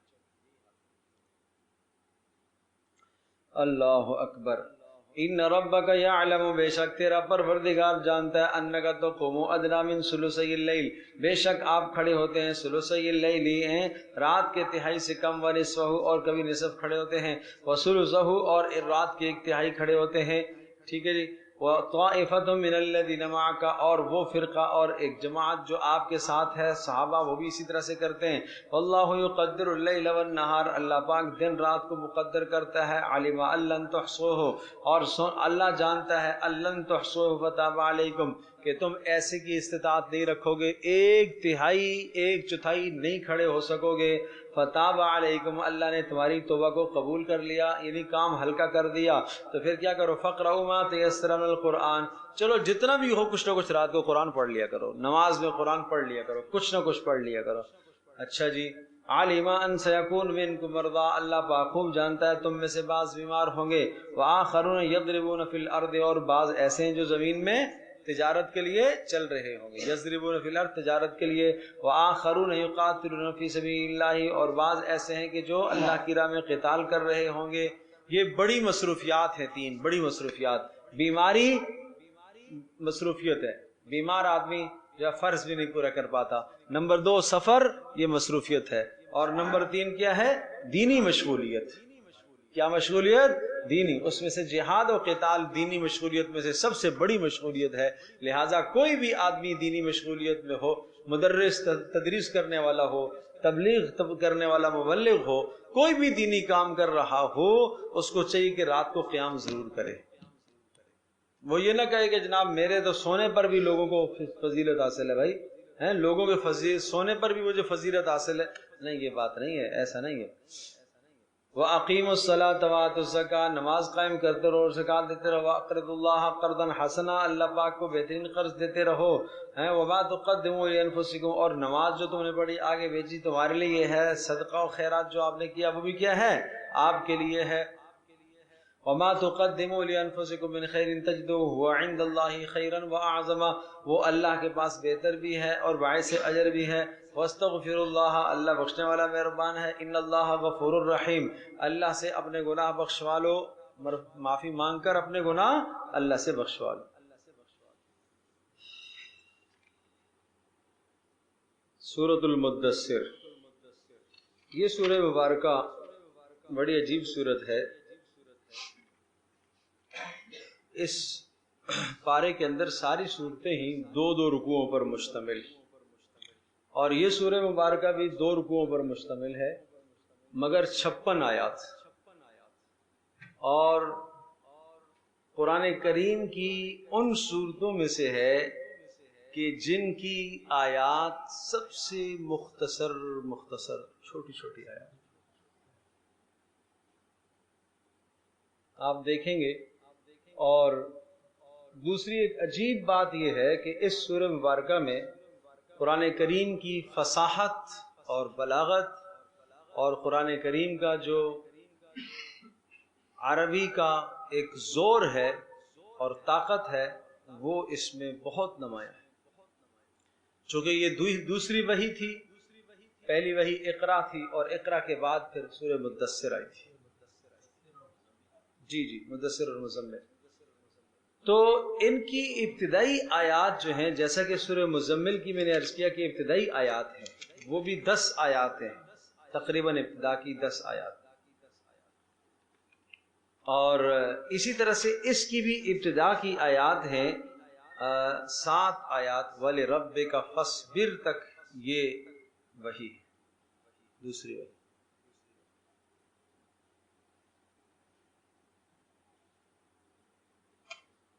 مزمل میں بھی آپ دیکھیں گے، وہاں پر بھی 10ویں آیت میں آیا تھا وَاصْبِرْ عَلَى مَا يَقُولُونَ، ان کی باتوں کو آپ چھوڑیں، صبر کریں، وَاهْجُرْهُمْ هَجْرًا جَمِيلًا، اور ان سے بالکل الگ تھلگ ہو جائیے، کوئی تعلق آپ نہ رکھیے، حجر جمیل، ایسا ذہن خیال تصور میں بھی آپ نہ لائیں ان کی باتوں، نہیں سمجھے؟ ایک آدمی آپ کو گالیاں دے رہا ہے، آپ نے ایسا کر لیا جیسے مجھے تو دی نہیں اس نے، نہیں سمجھے؟ آپ نے اتنا نظر انداز کر دیا، اتنا نظر انداز کیا، اس کی طرف دیکھا ہی نہیں، تو اس کو تو اور غصہ آئے گا نا، بھائی میں تو اس کو گالیاں دے رہا ہوں۔ اس لیے رسول اللہ صلی اللہ تعالی علیہ وسلم کو مزمم کہنا شروع کر دیا۔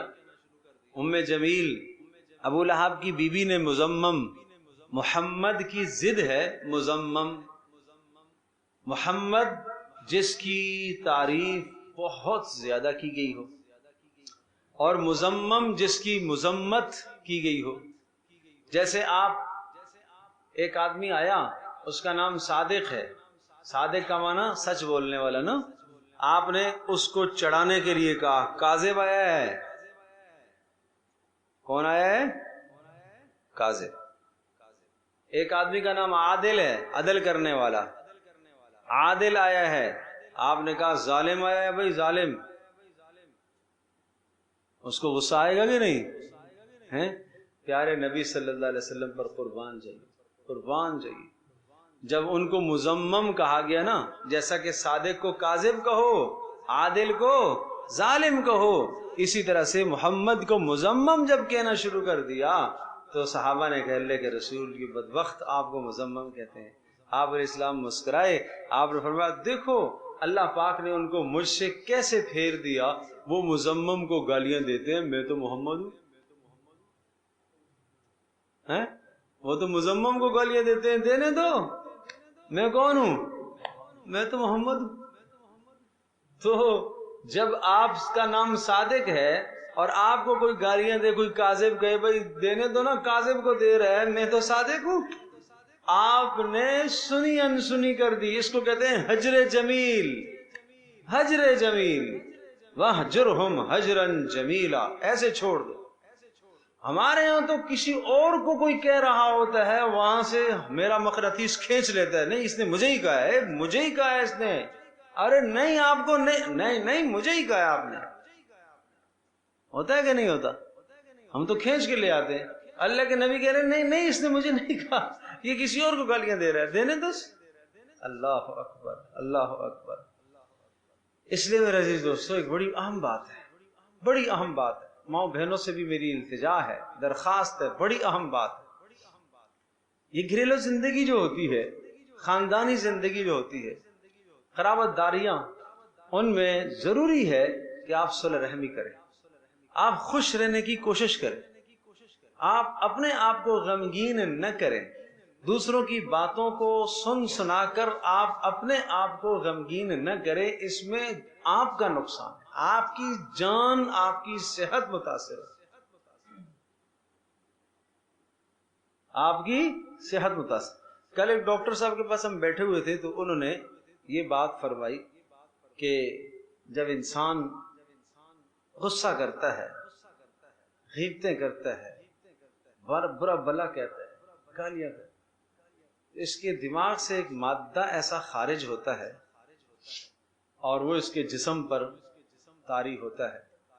وہ مادہ وہ ہوتا ہے جو انسان کے جسم پر بڑھاپے کے آثار کو ظاہر کرتا ہے، چہرے پر بالوں کی سفیدی، دیگر چیزیں۔ تو اگر اس آدمی پر وہ مادہ گرتا ہے، جا کے 80 سال میں گرنا تھا اور 80 سال میں بڑھاپے کے آثار ظاہر ہونے تھے، تو وہ 40 سال سے ظاہر ہونے شروع ہو جائے، کیونکہ وہ چیز زیادہ اتر رہی ہے نا، زیادہ مقدار میں آ رہی ہے۔ تو میں نے ان سے کہا، میں نے کہا آپ نے جو بات تو اپنی سائنسی اعتبار سے کہی ہے، میں آپ کو اس پر حدیث سناتا ہوں۔ پیارے نبی صلی اللہ علیہ وسلم نے کیا ارشاد فرمایا کہ من سر ان یبسط له فی رزقه وفی عمره، جو آدمی یہ چاہتا ہے کہ اس کے رزق میں اضافہ ہو اور اس کی عمر میں اضافہ ہو، فلیصل رحمہ، صلہ رحمی کرے۔ عمر میں اضافے کے لیے کیا کہا گیا؟ صلہ رحمی۔ تو انہوں نے مجھے یہی کہا نا کہ بھائی اگر ایک آدمی کی زندگی، چلو ٹھیک ہے وہ 60 سال 70 سال تک اس نے جینا ہے، لیکن یہ ہے کہ 70 سال تک جینا ہے تو اب ایک بات تو یہ ہے کہ جناب وہ 70 سال تک صحیح تندرست رہا اور وہ جسم پر بڑھاپے کے آثار نمودار نہیں ہوئے، اور ایک صورت یہ ہے کہ جناب وہ 40 سال سے متاثر ہو گیا، آخر جا کے جناب وہ معذور ہو گیا، آخر جا کے وہ محتاج ہو گیا، لاچار ہو گیا۔ عمر تو اس نے 70 سال ہی پائی ہے، لیکن کس طرح سے گیا ہے۔ تو اس لیے عمر میں برکت کا مطلب یہ ہے کہ آخری وقت تک اس کی عمر سے، وہ اپنی عمر سے فائدہ حاصل کرتا رہے گا۔ اللہ کے نبی نے فرمایا نا صلی اللہ علیہ وسلم نے کہ جو آدمی صلہ رحمی کرے گا اس کی عمر میں کیا ہوگی؟ برکت ہوگی۔ تو برکت کا مطلب کیا ہے کہ وہ اپنی زندگی سے کیا کرتا رہے گا؟ فائدہ حاصل کرتا رہے گا۔ ورنہ کیا ہوتا ہے کہ جناب آج کل تو میرے عزیز دوستو 50 سال کے بعد انسان اپنے اعضاء سے فائدہ حاصل نہیں کر پاتا۔ تو اس لیے بھائی قرآن نے رسول اللہ صلی اللہ، اچھا دیکھو نبی علیہ الصلوۃ والسلام کی عمر مبارک کتنی تھی؟ 63 سال۔ 63 سال جب آپ کی عمر ہوئی تو آپ کی داڑھی مبارک میں صرف 20 بال سفید تھے. سوچو تو صرف 20 بال سفید تھے. بڑھاپے کے آثار نہیں آئے. دیکھو چہرہ انور پر کوئی ایسا اثر نہیں تھا. یہ ادھر سے کیا ہے، بار بار اللہ کی طرف سے تسلیاں ہیں، آپ صبر کیجئے، آپ صبر کیجئے، وَاصْبِرْ عَلَىٰ مَا يَقُولُونَ. اور اسی طرح سے سورہ مدثر کے اندر بھی یہی لفظ ہے، آیت نمبر 7 میں وَلِرَبِّكَ فَاصْبِرْ. آپ صبر کیجئے، آپ ان کی باتوں سے اپنے دل کو چھوٹا نہ کیجئے. اب سنیے، یا ایھا المدثر، جیسے سورہ مزمل کا دعویٰ تھا کہ قیام اللیل رات کے اعمال، سورہ مدثر کا دعویٰ ہے دعوت اور تبلیغ اور دن کے اعمال. ہر مبلغ کو، ہر عالم دین کو، ہر دین کا کام کرنے والے کے لیے فرض ہے کہ وہ رات کو اپنے رب کے سامنے ہو اور دن کو مخلوق کے سامنے آئے. جتنا وہ اپنے رب کے سامنے مضبوط رہے گا اتنی اس کی دعوت میں اثر ہوگا. بالکل طے شدہ بات ہے، طے شدہ بات ہے. یہ صرف تقریروں سے باتیں نہیں بنتی میرے عزیزو، صرف تقریروں سے باتیں نہیں بنتی. حضرت مولانا ابو الحسن ندوی رحمۃ اللہ علیہ نے بھی اس بات کو لکھا، حضرت امام غزالی رحمۃ اللہ علیہ نے بھی اس بات کو لکھا، جتنا آپ نے لوگوں میں واز کرنا ہے، جتنی دیر آپ نے بات کرنی ہے، اتنی دیر رات کو اللہ کے سامنے قیام کرو، تب برابری ہوگی. اس لیے کہ رات کو آپ طاقت اپنے اندر، انرجی بھرو گے، آپ اپنے اندر روحانی طاقت آپ بھرو گے، اور وہ آئے گی قیام اللیل سے. رات کو نماز میں قرآن کریم کے پڑھنے سے طاقت پیدا ہوگی. 2 فائدے بتائے نہیں بتائے قیام اللیل کے؟ کیا؟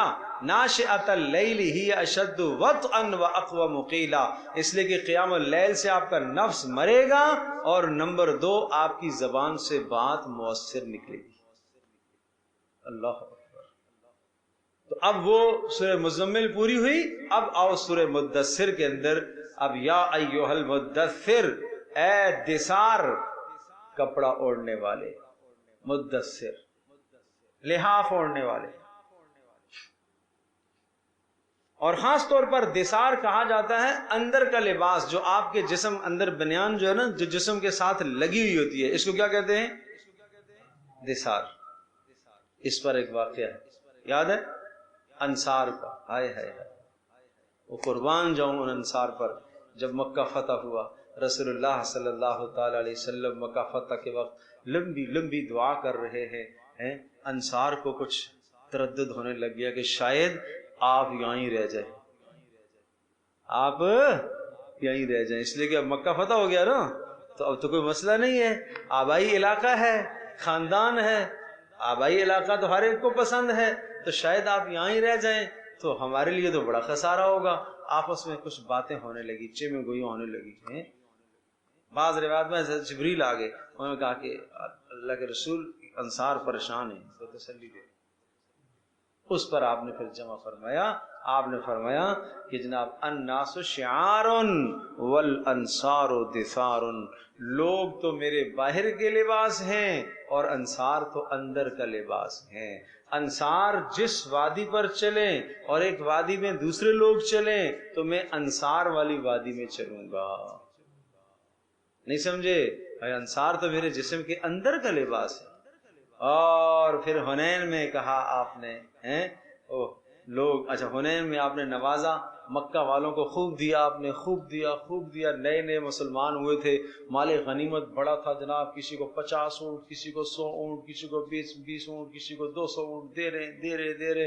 انصار دیکھ رہے ہیں یہ کیا، ہمیں تو کچھ نہیں مل رہا ہے. تو کسی نے کہہ دیا اللہ کے رسول ہمیں، تو فرمایا تم اللہ کا رسول لے کے جاؤ گے نا، یہ تھوڑا ہے. تم کیا لے کے جا رہے ہو؟ تم اللہ کا رسول. لوگ اونٹ، بکریاں، بھیڑ لے کے جا رہے ہیں اور تم اللہ کا رسول لے کر ساتھ جا رہے ہو، یہ کوئی کم ہے؟ سب نے کہا اللہ کا رسول ہم راضی ہیں، ہم راضی ہیں، اس تقسیم پر ہم راضی ہیں، ہمارے لیے اللہ کا رسول. ہائے ہائے ہائے، ہم ناراض ہو جاتے ہیں آج، نہ دینے پر ناراض ہو جاتے ہیں، نہ دعوت دینے پر ناراض ہو جاتے ہیں. حضرت علی رضی اللہ تعالی فرماتے ہیں جب جنگ کی باری آتی سب سے پہلے نام میرا علی، آ جاؤ. حل من مبارز، سب سے پہلے مقابلہ ایک دشمنوں سے نکلا، ایک ادھر سے نکلا. حل من مبارز، سب سے پہلے کون لڑے گا؟ علی کا نام. مال غنیمت بچ گیا تو ملے گا، نہیں بچا تو کچھ بھی نہیں بچا. کبھی علی نے یہ نہیں کہا کہ حضرت جنگ میں تو ہم سب سے پہلے ہوتے ہیں، ہمیں سب سے آگے بلاتے ہو، اور مال میں تو ہمارا نام ہی نہیں لیتے ہو.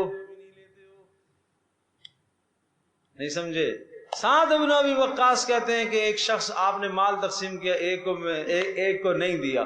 پھر جناب میں نے کہا اللہ کے رسول یہ سچا مومن ہے. پھر آپ چپ ہو گئے. پھر تھوڑی دیر بعد میں نے کہا اللہ کے رسول یہ سچا مومن ہے، اس کو بھی دیں. پھر آپ چپ ہو گئے. پھر تھوڑی دیر بعد میں نے کہا اللہ کے رسول یہ سچا مومن ہے، پھر آپ چپ ہو گئے. کہا سعد چپ ہو جائے.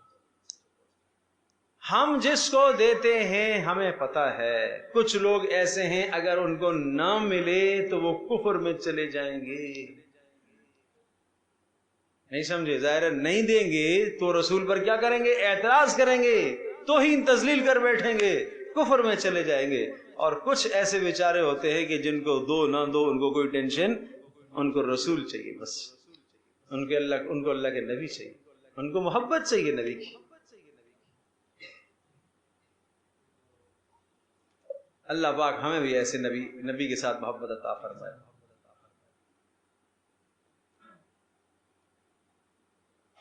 یا ایھا المدثر، اے کپڑا اوڑھنے والے، تم کھڑے ہو جائیے.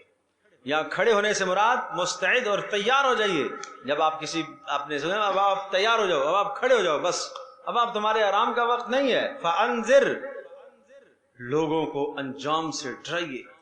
فانذر، عذاب سے ڈرائیے، قیامت کی ہولناکی سے ڈرائیے، آنے والے حالات سے ڈرائیے، آگاہ کیجئے. وَرَبَّكَ فَكَبِّرْ، اور اپنے رب کی کبریائی کو بیان کیجئے، اپنے رب کی عظمت کو بیان کیجئے. لوگوں نے بتوں کو بڑا کر دیا، لوگوں نے اقتدار کو بڑا کر دیا، لوگوں نے مال کو بڑا کر دیا، لوگوں نے خاندان کو بڑا کر دیا. آپ اپنے رب کی بڑائی کو بڑا کیجئے، اپنے رب کی بڑائی کو بیان کیجئے. سب سے عظمت رب کی ہے، نہ بت کی ہے، نہ فلاں کی، نہ فلاں کی. اور عجیب بات بتاؤں، یہ لفظ ایسا ہے وَرَبَّكَ فَكَبِّرْ، شروع میں کیا ہے؟ واو، پھر کیا ہے؟ را، پھر کیا ہے؟ با، پھر کیا ہے؟ کاف، پھر فا، پھر کاف، پھر با، پھر را. اس کو آخر سے پڑھو تب بھی یہی بنے گا. آخر میں کیا ہے؟ را، پھر با، پھر کاف، ربک، پھر آخر سے دیکھو، پھر فا آ گیا، فا، پھر اس کے بعد کاف، پھر با، پھر را. فکبر، ادھر سے پڑھو تب بھی وربک فکبر، آخر سے پڑھو تب بھی وربک فکبر. یہ قرآن کی فصاحت ہے. تم کوئی اردو کا لفظ ایسا دکھاؤ جو ادھر سے بھی پڑھو تو تب بھی وہی بنے اور ادھر سے پڑھو تو تب بھی وہی بنے. ہاں کیا کہہ رہے؟ ماہم، چلو اچھی بات ہے. تو ماہم بتایا انہوں نے. اب یہ تو پورا جملہ ہے، وَرَبَّكَ فَكَبِّرْ، اور اپنے رب کی بڑائی بیان کیجئے. وَثِيَابَكَ فَطَهِّرْ، اور اپنے کپڑوں کو پاک کیجئے. اپنے کپڑوں کو پاک کیجئے، اس میں دو معنی ہیں. ایک معنی تو یہ ہے کہ کپڑے ظاہری طور پر آپ پاک کیجئے، نجاست دور کیجئے، اور اب پاکیزگی کا زمانہ آیا ہے. دوسرا مراد اعمال کی اصلاح ہے.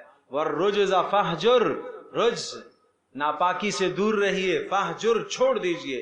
اس سے مراد عقائد کی اصلاح ہے. عقائد کی اصلاح یعنی فلاں سے ہوتا ہے، فلاں سے ہوتا ہے، وہ بھی کچھ کر سکتا ہے، وہ بھی کچھ کر سکتا ہے، وہ بھی کچھ کر سکتا ہے، چھوڑ دیجئے.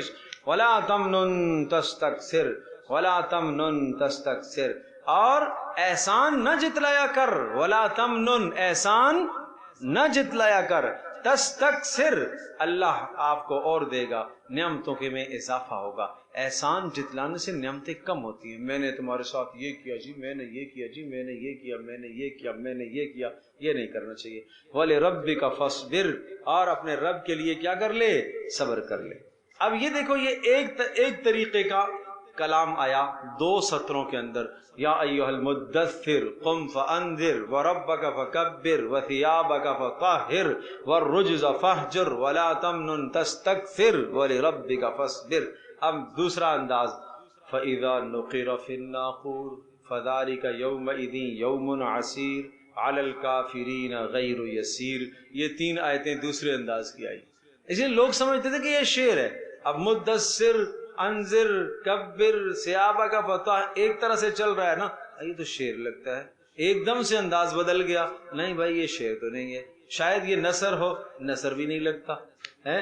فَإِذَا نُقِرَ فِي النَّاقُورِ، اور جب پھونک دیا جائے گا سور کے اندر، فَذَلِكَ يَوْمَئِذٍ يَوْمٌ عَسِيرٌ، وہ سخت دن ہوگا، عسیر سخت دن ہوگا، کس پر؟ عَلَى الْكَافِرِينَ کافروں پر، غیر یسیر آسان نہیں ہوگا۔ بس بات پوری ہو گئی۔ اب نیا کلام، ذرنی ومن خلقت وحیدا، اب داد آخر میں الف الف آ رہا ہے سب کے، دیکھو ذرنی مجھے چھوڑ دیجئے، ومن خلقت اور اس شخص کو جس کو میں نے پیدا کیا، وحیدن اکیلے پیدا کیا، میں نے اس کو اکیلا پیدا کیا ہے، میں نے اس کو اکیلے پیدا کیا، پیدا کرنے میں میرے ساتھ کوئی اور شریک نہیں ہے۔ یا دوسرا معنی یہ ہے کہ میں نے اس کو معاشرے میں ایک اکیلا پیدا کیا، معنی اس جیسا کوئی اور نہیں ہے، جیسا اس کو میں نے بنایا۔ اس سے مراد ایک شخص ہے ولید بن مغیرہ، جس نے جھٹلایا تھا، آگے آ رہا ہے، جس نے قرآن کریم کو جھٹلایا، تو کہا اے نبی مجھے اور اسے چھوڑ دیجئے، میں نمٹ لوں گا اس سے۔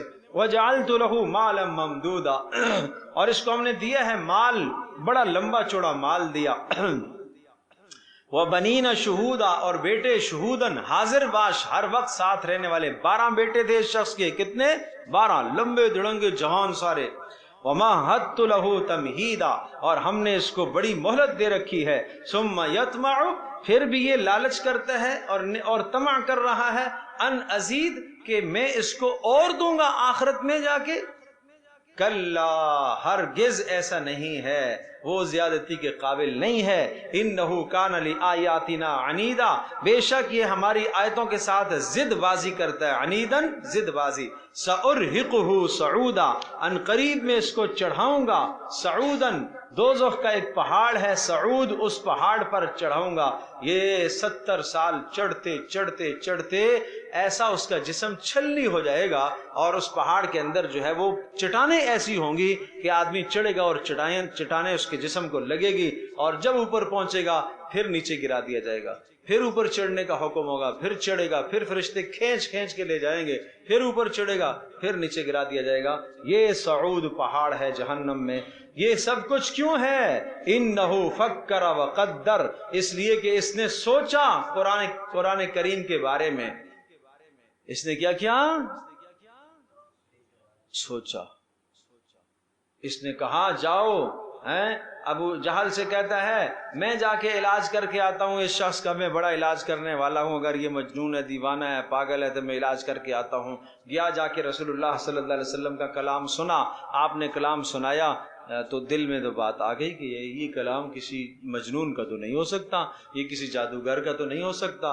واپس آیا اور آ کے اس نے اپنے خاندان والوں سے کہا کہ بھائی عافیت اسی میں ہے کہ اس کی بات مان لو، کوئی کلام جو پیش کر رہا ہے یہ نہ جادو ہے اور نہ مجنونوں کا ہے، میں نے بڑے بڑے لوگوں کے کلام سنے ہیں، پاگلوں کے بھی علاج کیے ہیں، لیکن یہ کلام مجھے اللہ کا لگتا ہے۔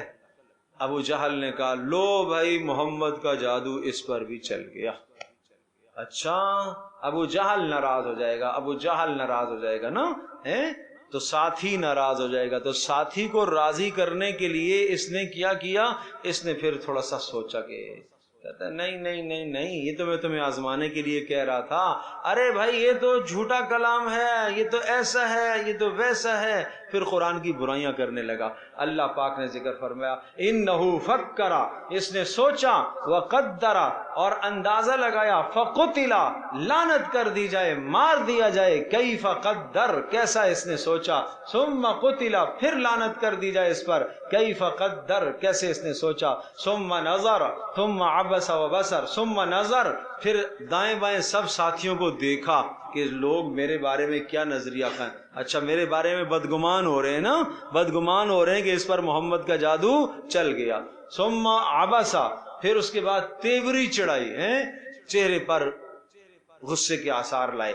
وبصر، اور ناک اور بھویں چڑھائی ہے، منہ بنایا، منہ بسورا. ثم ادبر واستکبر، پھر پیٹ پھیرا، واستکبر، تکبر کا اظہار کیا. فقال، کہنے لگا، ان ھذا الا سحر یؤثر، یہ نہیں ہے مگر ایک جادو، یؤثر، جو چلا آ رہا ہے، پیچھے سے نقل کیا ہوا آ رہا ہے، یہ جادو ہے. ان ھذا الا قول البشر، یہ کسی انسان کا کلام ہے. اللہ نے فرمایا سأصلیہ سقر، اس کو میں جہنم میں ڈالوں گا. وما ادراک ما سقر، اور تمہیں کیا معلوم وہ سقر کیا چیز ہے. لا تبقی ولا تذر، نہیں باقی رکھے گی، ولا تذر، نہ چھوڑے گی. لواحۃ للبشر، جلا ڈالنے والے ہوگی، للبشر، کھالوں کو، چمڑے کو جلا ڈالے گی. انسان کی کھال جو ہے نا وہ زیادہ حساس ہوتی ہے تکلیف محسوس کرنے میں. علیہا 19، اور اس پر 19 فرشتے ہوں گے. کتنے ہوں گے؟ 19 فرشتے مقرر ہوں گے. اب اگلی بات سنیے گا، جب بات آئی 19 فرشتے ہوں گے تو ابو جہل کہنے لگا مسئلہ ہی نہیں ہے، 5 کو میں نمٹا لوں گا، 5 کو یہ نمٹا لے گا، 6 کو یہ نمٹا لے گا، 2 کو یہ نمٹا لے گا، ہم تو بڑے سردار ہیں، ہم تو مار پیٹ کرنے والے لوگ ہیں، مسئلہ ہی نہیں ہے. 19 ہیں، ان کو مار داڑ کے جناب ایک طرف باندھ دیں گے، جہنم بچ جائے گی. لے بھائی، اس پر اللہ نے کیا ارشاد فرمایا، سنیے گا. وما جعلنا اصحاب النار، فرمایا نہیں بنایا ہم نے اصحاب النار. یہاں پر واحد وہ جگہ ہے کہ لفظ اصحاب النار قرآن میں جہاں پر بھی آتا ہے اس سے مراد جہنمی ہوتے ہیں. اصحاب النار سے مراد کون ہوتے ہیں؟ جہنمی، جہنم میں جلنے والے انسان مراد ہوتے ہیں. یہاں اصحاب النار سے مراد جہنم میں جلنے والے انسان نہیں ہیں، یہاں جہنم میں کام کرنے والے فرشتے ہیں. بات سمجھے؟ جہنم میں کام کرنے والے کون ہیں؟ فرشتے. وما جعلنا اصحاب النار، اور نہیں بنایا ہم نے نار، دوزخ کے کارکنوں کو، الا ملائکہ، مگر کیا بنایا ہم نے ان کو؟ فرشتے بنایا ہے، فرشتے بنایا ہے. اور وہ فرشتے ہیں، وہ طاقت میں کوئی تمہارا ان کے ساتھ مقابلہ نہیں ہے. وما جعلنا عدتہم، اور جو ان کی تعداد ہم نے بتائی ہے 19، کیوں بتائی ہے؟ الا فتنۃ للذین کفروا، یہ اس لیے بتائی ہے 19 تاکہ کافروں کے لیے کیا ہو؟ آزمائش ہو. دیکھتے ہیں ایمان لاتے ہیں کہ نہیں لاتے. نہیں سمجھے بھائی؟ ایمان لاتے ہیں کہ نہیں لاتے؟ لیستیقن الذین اوتوا الکتاب، تاکہ یقین رکھ لیں وہ لوگ جن کو کتاب کا علم دیا گیا. چونکہ گزشتہ کتابوں میں بھی فرشتوں کی تعداد کتنی آئی تھی؟ 19 آئی تھی. اور وَيَزْدَادَ الَّذِينَ آمَنُوا ایمانا، اور بڑھ جائے ایمان والوں کا ایمان. کیسے بڑھ جائے؟ اے اللہ 19 ہیں یا 2 ہیں یا 10 ہیں یا 20 ہیں، جو تو نے کہا برحق ہے، ہم اس پر ایمان لاتے ہیں. تو اس سے ایمان بڑھے گا نہیں بڑھے گا؟ اے اللہ جو کچھ تو نے کہا مجھے سمجھ میں آئے یا نہ آئے، یہ کیا ہے؟ برحق ہے. وَلَا يَرْتَابَ الَّذِينَ أُوتُوا الْكِتَابَ وَالْمُؤْمِنُونَ، اور نہیں شک پیدا ہوگا ان لوگوں کو جن کو کتاب کا علم دیا گیا، یعنی پچھلے یہود و نصارہ، والمؤمنون، اور ایمان والوں کو بھی شک نہیں ہوگا. وَلِيَقُولَ الَّذِينَ فِي قُلُوبِهِمْ، اور یہ اس لیے ہم نے تعداد 19 کی بتائی ہے تاکہ کہیں وہ لوگ، تاکہ بیان کریں وہ لوگ، الَّذِينَ فِي قُلُوبِهِمْ مرض، جن کے دلوں میں بیماری ہے، یعنی منافق. والکافرون، اور کافر کیا کہیں؟ ماذا اراد اللہ بہذا مثلا، اللہ پاک اس قسم کی مثالوں سے کیا بیان کرنا چاہتا ہے؟ کذالک یضل اللہ من یشاء ویہدی من یشاء، یوں اللہ بہکانا چاہتا ہے، گمراہ کرنا چاہتا ہے جسے چاہے، اور جسے چاہے اللہ ہدایت دینا چاہتا ہے. وما یعلم جنود ربک الا ہو، اور تیرے رب کے لشکر کو تو اللہ ہی جانتا ہے.